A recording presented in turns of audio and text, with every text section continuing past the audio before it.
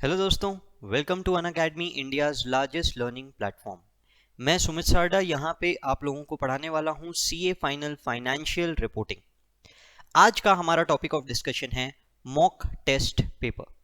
Institute हर attempt के लिए 2 mock test papers conduct करता है। पहला mock test paper already ICAI के वेबसाइट के अंदर में अपलोड हो चुका है। हम आज वो वाला मॉक टेस्ट पेपर कर रहे हैं जो कि जुलाई 2020 अटेम्प्ट के लिए है। शायद अगर ये अटेम्प्ट स्किप होता है तो नवंबर 2020 से रिलेटेड ये मॉक टेस्ट पेपर हो सकता है। मॉक टेस्ट पेपर, जैसा कि मैंने आज तक का पास्ट ट्रेंड देखा है कि जनरली मॉक टेस्ट पेपर और रिवीजन टेस्ट पेपर में से एक क्वेश्चन तो इंस्टीट्यूट के फाइनल एग्जाम में आता ही है, तो वो मार्क्स को अश्योर कराता है। And since it is for your practice, इसके थ्रू हमारे बहुत सारे कंसेप्ट्स भी रिवाइज हो जाते हैं। सो दैट इज वाई आज का हमारा टॉपिक ऑफ डिस्कशन रहेगा mock test paper. But before moving ahead, मैं आपको पहले कुछ बातें अनअकैडमी के लिए बोल दूंगा। सबसे पहले तो मेरा रिक्वेस्ट रहेगा, जैसा कि मैं आप लोगों को हर वीडियो में बोलता हूं, कि प्लीज प्लीज इस चैनल को सब्सक्राइब कीजिए। और उसके बाद आपको करना क्या है, आपको अपने एप्पल स्टोर के अंदर में या फिर आपका गूगल प्ले स्टोर के अंदर में जाइए और वहां पे जाके आपको अनअकैडमी के ऐप को करना है सर्च, अनअकैडमी के ऐप को करना है इंस्टॉल।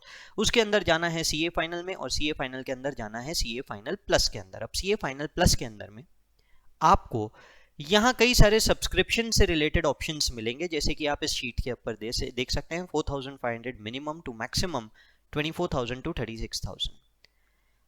इस फीस में consider it like a Netflix का चैनल या अमेजॉन प्राइम का चैनल। अंदर जितने भी फैकल्टीज है हर एक सब्जेक्ट के लिए इस दौरान आप उन्हें unlimited views, unlimited access for this period देख सकते हैं। फीस स्ट्रक्चर दिया है और जैसा कि इस फीस स्ट्रक्चर की मैं बात करूं, अगर आप इंडिविजुअली किसी भी फैकल्टी के सब्जेक्ट्स को लेते हैं तो this fees is comparatively very less. Yes, ये लाइव क्लासेस रहेगी, यानी आप लाइव इंटरेक्शन भी कर सकते हैं टीचर के साथ, पर इसका मतलब ये नहीं है कि उस समय अगर आप अवेलेबल नहीं थे तो आप पीछे से वो वीडियो को नहीं देख सकते। वीडियोस को ऑफलाइन भी देखा जा, ऑफलाइन आई मीन लाइव नहीं देख के बाद में भी ऐप के थ्रू देखा जा सकता है। मोरोवर, अगर आप सुमित सीए कोड यूज करते हैं तो आपको 10% इसके अंदर में फर्दर डिस्काउंट भी मिलता है। So this is what the initial is all about. इस चैनल को प्लीज प्लीज सब्सक्राइब कीजिए। अब हम आगे बढ़ते हैं हमारे मॉक टेस्ट पेपर को लेके। मेरा पहला रिक्वेस्ट रहेगा स्टूडेंट से, please open the mock test paper, both question and answer sheet, क्योंकि जनरली आप साथ साथ में लिखते नहीं हैं, इसीलिए मेरा रिक्वेस्ट रहेगा कि ओपन कर दीजिए। एंड देन तो हम थर्ड पार्ट पे हैं इस वीडियो के। थर्ड पार्ट के अंदर हम कंसेप्ट जो कवर करने वाले हैं वो है चेन होल्डिंग। पहले के 2 पार्ट्स में मैंने मॉक टेस्ट पेपर के सारे क्वेश्चंस कवर किए थे। अब इस पार्ट के अंदर में हम कवर करने वाले हैं chain holding. Now what exactly is this concept of chain holding, आइए समझने की कोशिश करते हैं। ए के पास शेयर्स है बी के और बी के पास शेयर्स है सी के। This is the concept of chain holding. A की सब्सिडियरी है बी विद 80% शेयर्स, बी की सब्सिडियरी है सी विद 60% शेयर्स। ठीक है, तो क्या होगा, बी का जब आप कंसोलिडेशन करोगे तो आप बोलोगे बी के नेट एसेट्स में ए का अधिकार 80%, करेक्ट। बी के नेट एसेट्स में 20% अधिकार नॉन कंट्रोलिंग इंटरेस्ट, बराबर है। यानी बी का जो नॉन कंट्रोलिंग इंटरेस्ट है उनके पास है अधिकार 20%। अब सी की कहानी समझिए, जो सबसे मेन कोर है हमारे इस पूरे कंसेप्ट ऑफ चेन होल्डिंग का।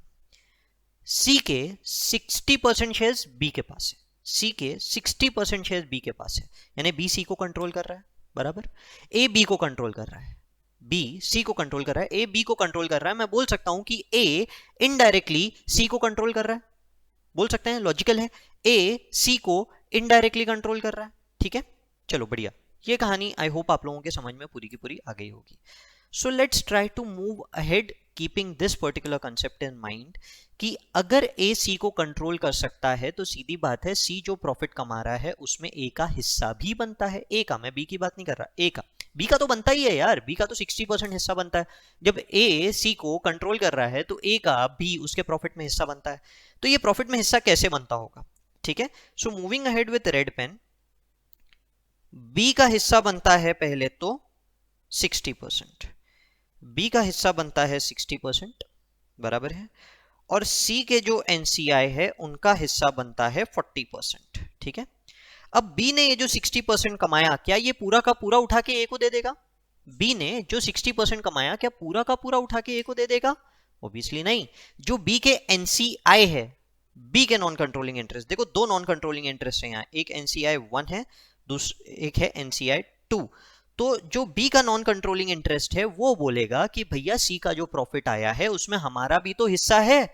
हमने भी, एनसीआई 1 बोलता है हमने भी बी में पैसा दिया, तुमने भी बी में पैसा दिया।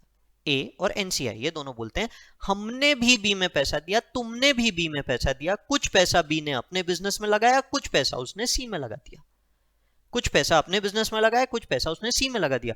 जो उसने अपने बिजनेस में लगाया, जो उसने अपने बिजनेस में लगाया, उसका तुम हमको 20% दे रहे हो, एनसीआई बोल रहा है उसका तुम हमको 20% दे रहे हो। जो उसने दूसरे के बिजनेस में लगाया, उससे जो कमाया, उसमें भी तो हमारा अधिकार 20% है। ऐसा थोड़ी कि उसमें पूरा का पूरा अधिकार तुम्हारा ही है बॉस, ऐसा नहीं होता।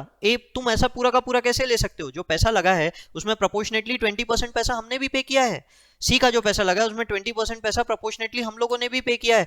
आपको समझ में आ रहा है या नहीं समझ में आ रहा है? इस बात को ध्यान में रखिए, समझ लीजिए अच्छे से कि जो बी है उसका एनसीआई यानी एनसीआई 1 इस 60% शेयर में अपना 20% राइट मांगेगा। यानी अल्टीमेटली ए को क्या मिलेगा? ए को सी के प्रॉफिट में से 60% का 80% ही मिलेगा। 60% का 80% ही मिलेगा, दैट मेक्स इट 48%। अब ये मत बोलना कि सर 48% इज लेस देन 50%, तो कंट्रोल गया। अपन सिर्फ प्रॉफिट शेयरिंग कर रहे हैं, कंट्रोल तो है, वो तो प्रूव हो गया, 60% है। कंट्रोल की बात नहीं हो रही, प्रॉफिट की बात हो रही है। और जो बचा हुआ 12% है वो मिल रहा है इस एनसीआई को। समझ गए? इस एनसीआई को बचा हुआ 12% मिल रहा है। या इन शॉर्ट, अब वो एनसीआई 1 कौन है, एनसीआई 2 कौन है, हमको तो कोई लेना देना नहीं है। हम तो बैलेंस शीट में एक ही एनसीआई रखते हैं, एक ही बैलेंस शीट में एक ही एनसीआई रखते हैं। इन शॉर्ट मैं ये बोलूंगा कि बी के जो भी प्रॉफिट्स है वो 80-20 में बढ़ गए, और सी के जो भी प्रॉफिट्स है वो यहां 12% ऐड कर दो, 52%, और ए 48% बढ़ गया। यानी बी को दो ही मत, कुछ भी, एक ही कंसोल। देखो कंसोल तो एक ही बनेगा, कंसोल अलग अलग थोड़ी बनेंगे। हाँ, बी भी अपना कंसो बना सकता है, ऐसी मनाही नहीं है, पर हम जब कंसो बनाते हैं तो हम अल्टीमेट होल्डिंग कंपनी के पॉइंट ऑफ व्यू से बनाते हैं। ए तो ए जब बी को कंसोलिडेट करेगा तो उसके 80% प्रॉफिट्स लेगा, 20% एनसीआई, और जब वो सी को अपने बुक्स में कंसोलिडेट करेगा तो वो 48% कंसोलिडेट करेगा और 52% विल गो टू एनसीआई। ये कंसेप्ट आपको अच्छे से क्लियर रखना जरूरी है। This is the first point of understanding ये वाला कैलकुलेशन, और वेरी इंपॉर्टेंट कैलकुलेशन। ठीक है, इस पूरे चेन होल्डिंग में सिर्फ दो कैलकुलेशंस होंगे जो थोड़ा सा कंसेप्ट को ट्रिकी करते हैं। सिर्फ दो कैलकुलेशंस, जिनमें से एक कैलकुलेशन ये है, दूसरा कैलकुलेशन हम थोड़ी देर में देखेंगे। ठीक है, चलिए आइए इस बेस के साथ मैं इस पर्टिकुलर क्वेश्चन को आगे बढ़ा रहा हूं। Question number 5A mock test paper है। जिन्होंने पहले के दो वीडियोस नहीं देखे होंगे, मई 2020 जो मॉक टेस्ट पेपर आया हुआ है जिसके ऊपर मई 2020 का डेट दिया हुआ है, हम लोग वो वाला सॉल्व कर रहे हैं। सो this is question number 5A। Prepare consolidated statements on 31st March 2002 of the group of companies comprising of P Limited, S Limited, SS Limited. Their balance sheet is as under. आपको पूरी balance sheet दी हुई है। आप non current assets देख सकते हैं और investments देख सकते हैं कि S के पास 32 लाख शेयर्स है और SS के पास 24 लाख शेयर्स है। तो पहले शेयर्स की कहानी देखते हैं। यहाँ पे है 400 ऑफ 10 ईच यानी 40 में से 32 आपके पास है, 40 में से 32 आपके पास है, मेकिंग इट 80%।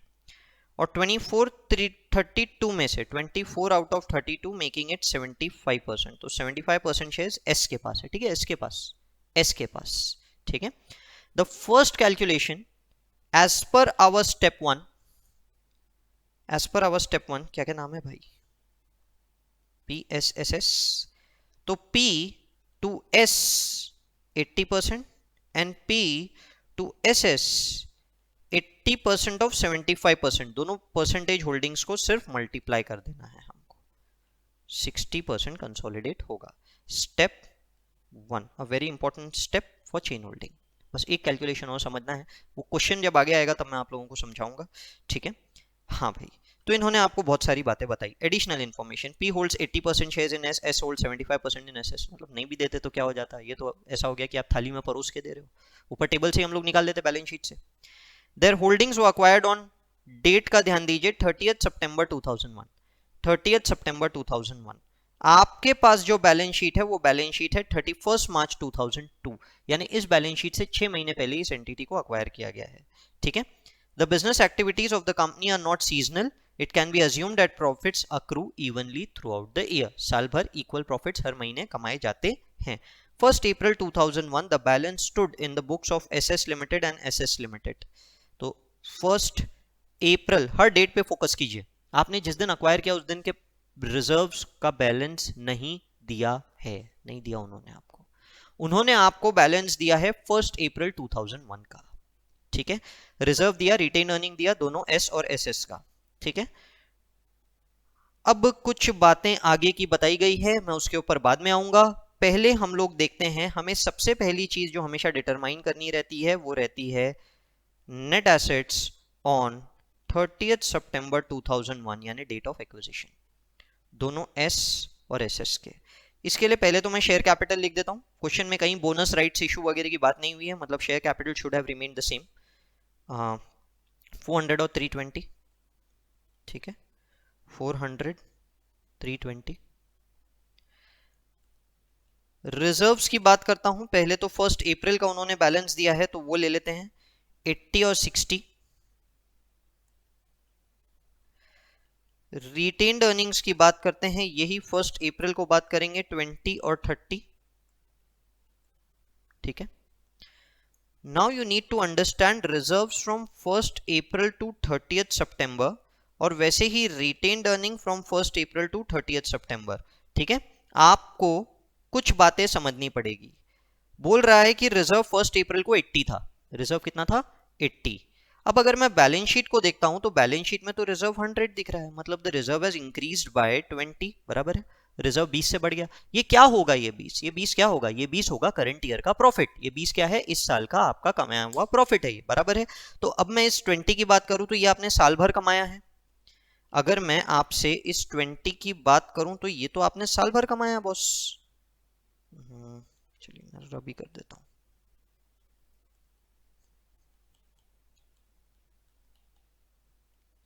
और जैसा कि क्वेश्चन बोल रहा है the profit accrue evenly throughout the year, मतलब मैं बोल सकता हूं कि 10 का प्रॉफिट कमाया गया होगा अप टू 30th September, बराबर है। वैसे ही अगर मैं रिटेन्ड अर्निंग्स की बात करूं तो रिटेन अर्निंग दिख रहे हैं 20, रिटेन अर्निंग दिख रहे हैं 20, पर आप ऊपर देखेंगे तो ये दिख रहे हैं 50, यानी कि ये 30 से बढ़ गए। ये भी क्या होगा, ये करंट ईयर का प्रॉफिट होगा। करंट ईयर के प्रॉफिट कुछ रिजर्व में डाले गए होंगे और कुछ रिटेन अर्निंग में डाले गए होंगे, कोई बात नहीं, हम ये भी ले लेते हैं 30, और ये भी हमें सिर्फ 6 महीने के लिए लेना है 15। Clear concept. आगे बढ़ते हैं, एसएस की बात करूं तो रिजर्व इज 60, पर यहां दिख रहा है 80, कितने से बढ़ गया 20, तो सेम ही कैलकुलेशन है 10। और वहीं पे अगर मैं आपसे रिटेन अर्निंग की बात करूं तो 60 और 30, अरे ये भी सेम 30, मतलब इंस्टीट्यूट ने तो एकदम बच्चों वाला क्वेश्चन दिया है, ठीक है, कोई बात नहीं। ये हो गया आपका net assets on the date of acquisition.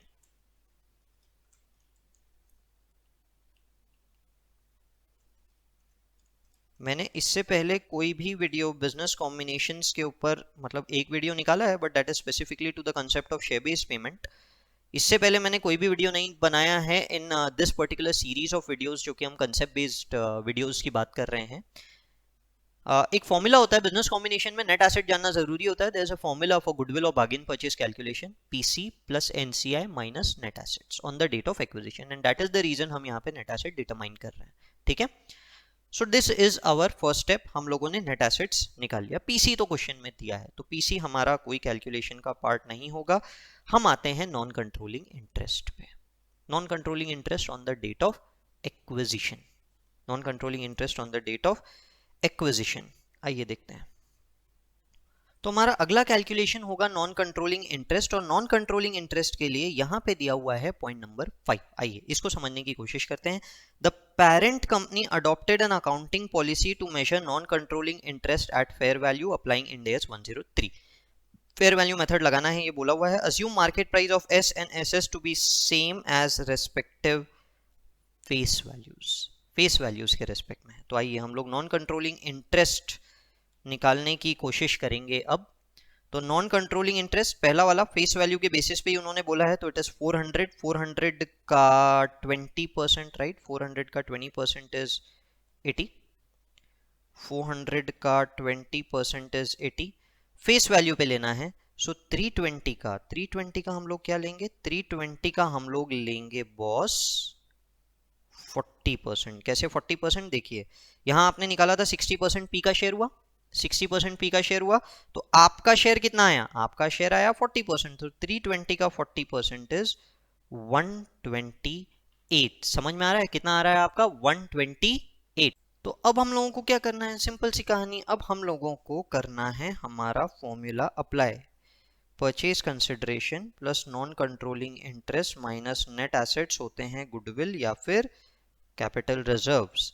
तो अगर मैं एस की बात करूं तो एस को अक्वायर करने के लिए आपने 340 दिया था, 340। नॉन कंट्रोलिंग इंटरेस्ट है आपका 80 और नेट एसेट्स हमने निकाले 525। 340 प्लस 80 माइनस 525, 105 नेगेटिव यानी कैपिटल रिजर्व बागेन परचेस। एसएस की कहानी अच्छे से समझ लेना, एसएस को अक्वायर तो वैसे 280 पे किया गया है, ये हमारा सेकंड पॉइंट ऑफ कैलकुलेशन, पर इसके दो इफेक्ट्स है। अभी हम इसका पार्ट ए पढ़ रहे हैं, थोड़ी देर बाद पार्ट बी पढ़ेंगे। 280 का इन्वेस्टमेंट है, बात सही है, पर हम कंसोलिडेटेड स्टेटमेंट एस के पॉइंट ऑफ व्यू से, पी के पॉइंट ऑफ व्यू से बना रहे हैं। पेरेंट ने भी पैसा डाला था, एनसीआई ऑफ एस ने भी पैसा डाला था, भैया दोनों ने मिलकर पैसे डाले हैं इसमें। ये जो 280 का इन्वेस्टमेंट हुआ इसमें 80% पैसा पेरेंट ने डाला था, इट विल बी अज्यूम्ड, और 20% एनसीआई ने डाला था इसके। यही अजम्पशन पे आगे बढ़ेंगे। तो अगर मैं इसी अजम्पशन के ऊपर यहाँ पे स्पेसिफिक कैलकुलेशन की बात करूं ना बॉस, तो 280 पूरा तो पेरेंट ने डाला ही नहीं। तो पेरेंट ने पैसा कितना डाला था, पेरेंट ने पैसा डाला था 280 का 80%। 60% मत लेना बॉस, 60% मत लेना, ये बी की बुक्स, एस की बुक्स में इन्वेस्टमेंट दिख रहा है। एस की बुक्स में जो भी है उसमें 80% पी ने डाला है, 20% NCI. So I will be taking 80% of 280। So 80% of 280 is 224। NCI को तो आप ऑलरेडी फेयर वैल्यू लगा चुके हो 128। सो 128 इज डीम्ड टू इंक्लूड वो 280 और 224 का जो डिफरेंस है, मुझे अलग से नहीं कैलकुलेट करना है। क्यों? क्योंकि मैंने ऑलरेडी 40% लिया है ना बॉस। क्वेश्चन बोल रहा था फेयर वैल्यू मेथड लगाओ, तो how can I take carrying amount, मैं कैरिंग अमाउंट नहीं ले सकता था ना। प्रोपोर्शनेट एसेट मेथड होता तो बात कुछ और होती, यहाँ प्रोपोर्शनेट एसेट मेथड नहीं है।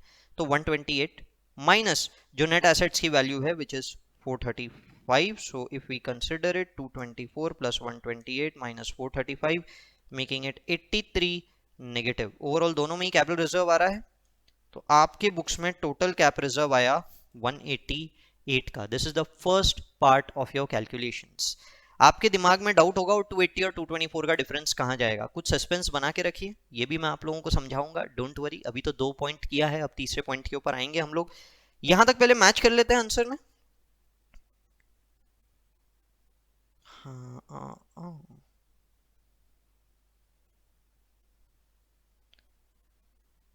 हाँ भाई 188 का capital reserve, so it matches. Clear concept? हाँ भाई, सो this is what this NCI concept was all about. यहां तक के तो हमने 103 लगाया बिजनेस कॉम्बिनेशन। अब हमारे हैं 110 पे कंसोलिडेशन। तो 110 पे आऊं मैं,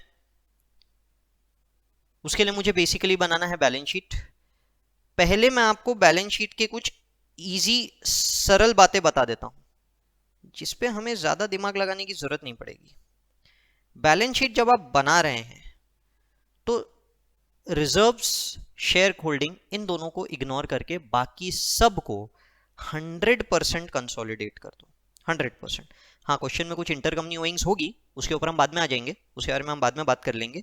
तो यहाँ प्रॉपर्टी प्लांट एंड इक्विपमेंट है, प्रॉपर्टी प्लांट एंड इक्विपमेंट। अच्छा, अगर आप फॉर्मेट वाइज चले तो पहले आप लिखेंगे नॉन करंट एसेट्स, उसमें टेंजिबल एसेट्स के अंदर प्रॉपर्टी प्लांट एंड इक्विपमेंट। ऐसे शॉर्ट फॉर्म मत लिखना, पूरा का पूरा फुल फॉर्म लिखना, ठीक है।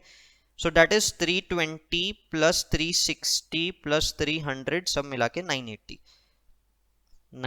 फिलहाल मैं सब आउटर कॉलम में लिख रहा हूं। हो सकता है क्वेश्चन में कोई इंटरकंपनी ओइंग दी हो, मैंने अभी तक के नहीं पढ़ी है, मैं बाद में पढ़ूंगा। मैं सिर्फ आपको कुछ स्टेप्स समझाने की कोशिश कर रहा हूं यहाँ पे। These are some easy concepts जो हम लोगों को जानना जरूरी है। फिर बुक्स में इन्वेस्टमेंट्स थे, वो तो इंटरकंपनी मतलब सब्सिडियरीज ही है, तो वो इग्नोर करेंगे। अब आते हैं करंट एसेट्स पे। गुडविल था नहीं, inventory,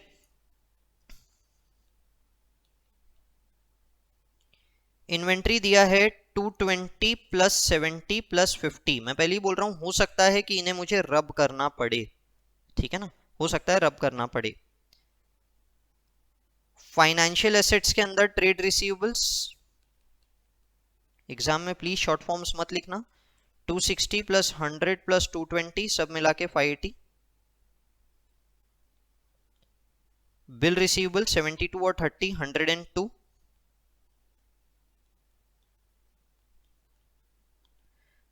cash in bank 308।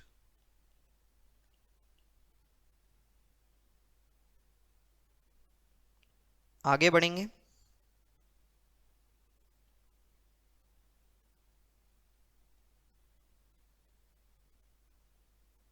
Share capital लिख के छोड़ दे रहा हूं, रिजर्व्स लिख के छोड़ दे रहा हूं, नॉन कंट्रोलिंग इंटरेस्ट लिख के छोड़ दे रहा हूं। सिर्फ करंट लायबिलिटीज है क्वेश्चन में। Trade payables 470 plus 230 plus 180 880। और बिल पेबल दूसरा आप देखिए यहां इंटर कंपनी ओइंग उन्होंने बता ही दिया है, 70 और 30 की इंटर कंपनी ओइंग है। बिल पेबल एस का है पी को, और बिल पेबल पी की बुक्स में जो दिख रहा है वो है एस एस को। अगर आप ऊपर बिल रिसीवेबल देखेंगे तो देखिए 30 और 30 ये दोनों मैच हो गए, 70 और 72 मतलब नेट सिर्फ 2 आउटसाइडर्स को दिया होगा। इंटर कंपनी ओइंग कभी भी नेट बेसिस पे लिखाई जाती है, मतलब मैं क्या करूंगा, मैं ऊपर से मेरा बिल रिसीवेबल को करूंगा रब, और वहां पे मैं लिख दूंगा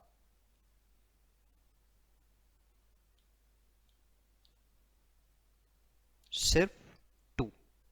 ठीक है, सिर्फ 2 आ जाएगा। हाँ भाई, आगे बढ़ना है।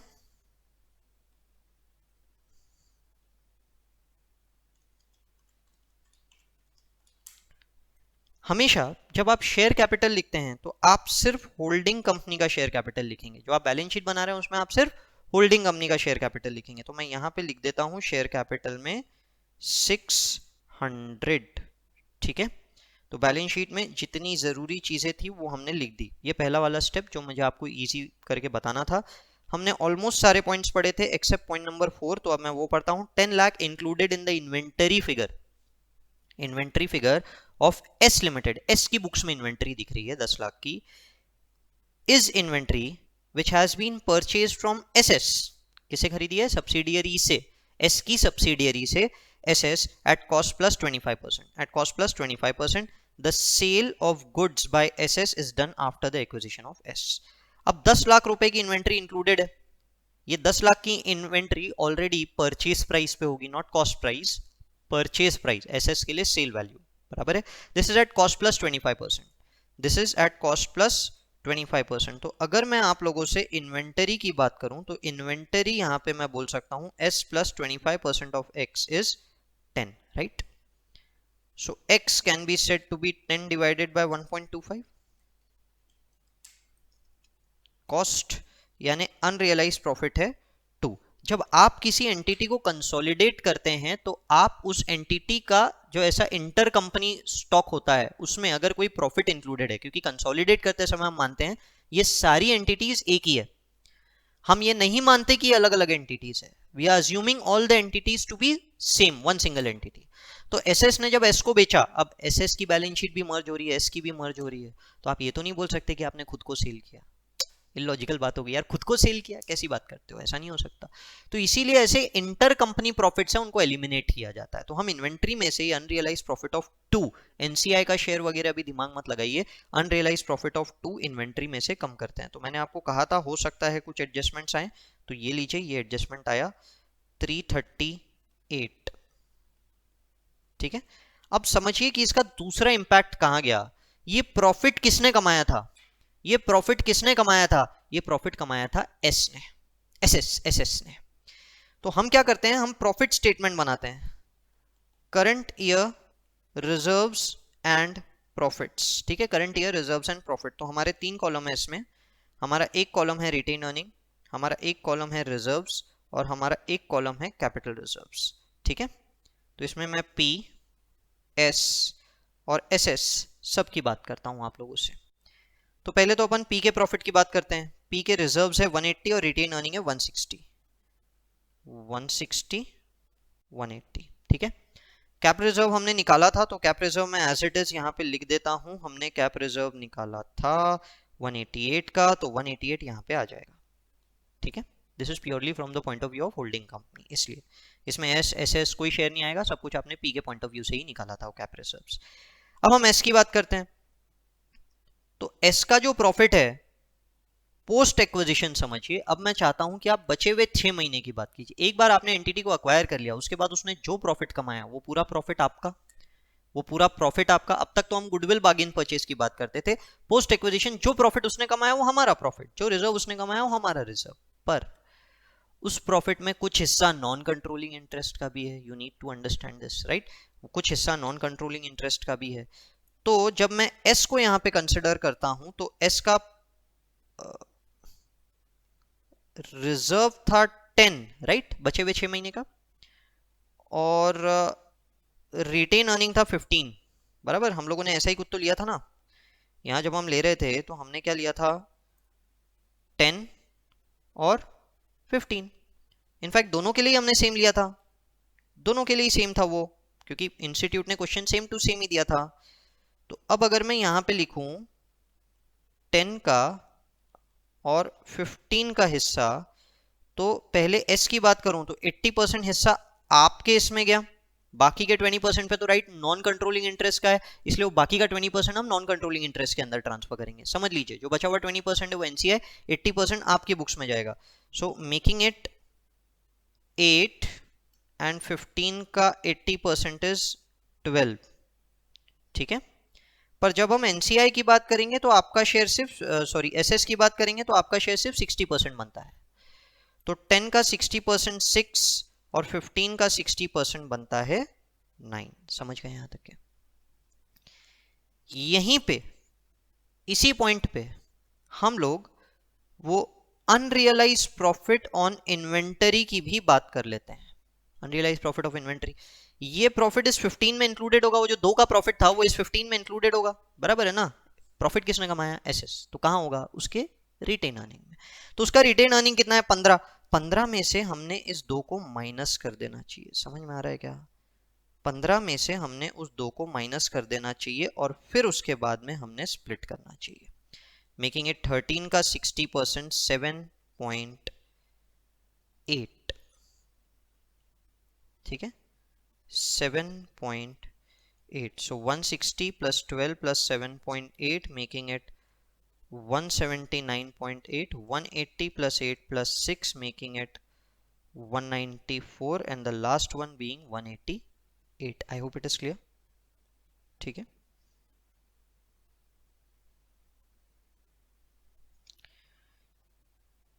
मैं इन सबको टोटल कर लेता हूं। 179.8 प्लस 194 प्लस 188 561.8, और ये 561.8 मेरी बैलेंस शीट में इधर रिजर्व्स में चला जाएगा 561.8। Last part and last calculation, non controlling interest.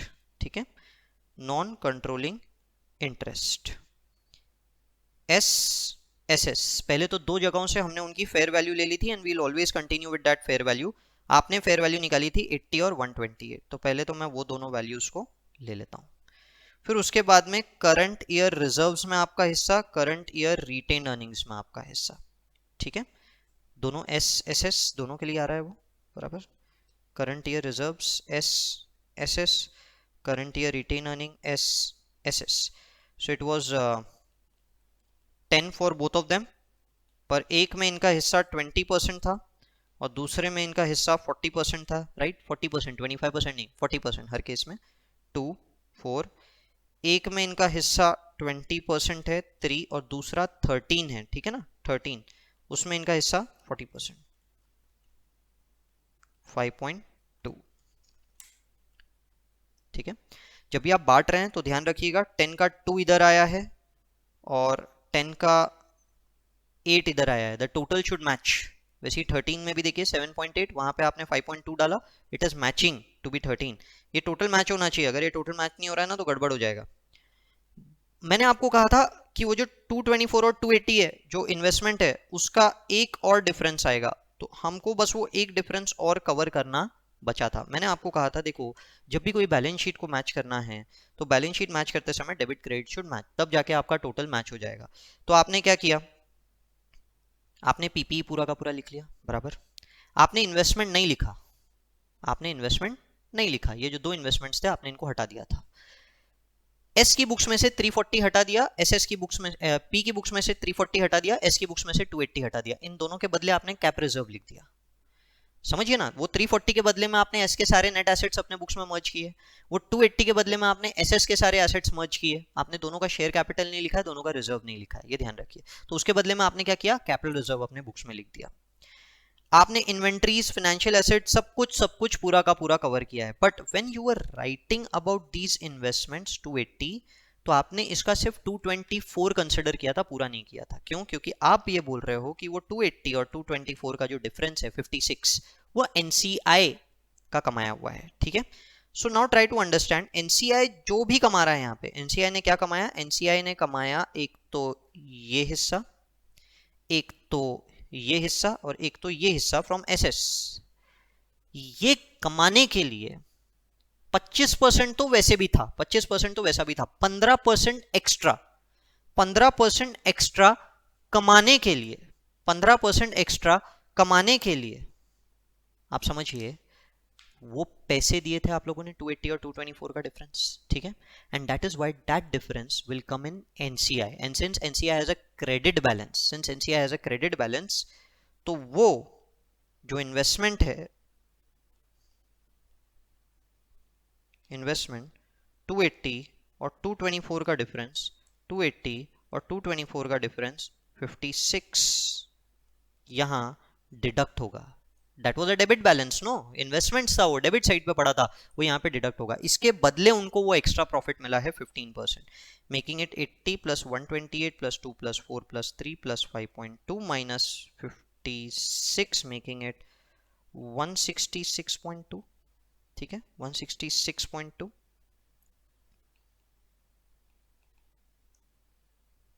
आइए बैलेंस शीट को फाइनली टैली करने की कोशिश करते हैं।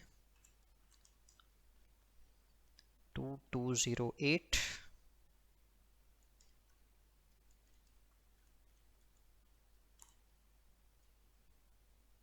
2208। I hope it is clear. NCI को मैं यहाँ की बैलेंस शीट से भी मैच कर लेता हूँ ताकि कोई डिफरेंस नहीं दिखे बाद में। 166.2, 166.2 इट मैचेस। ठीक है, 2208 का टोटल भी मैच होता है।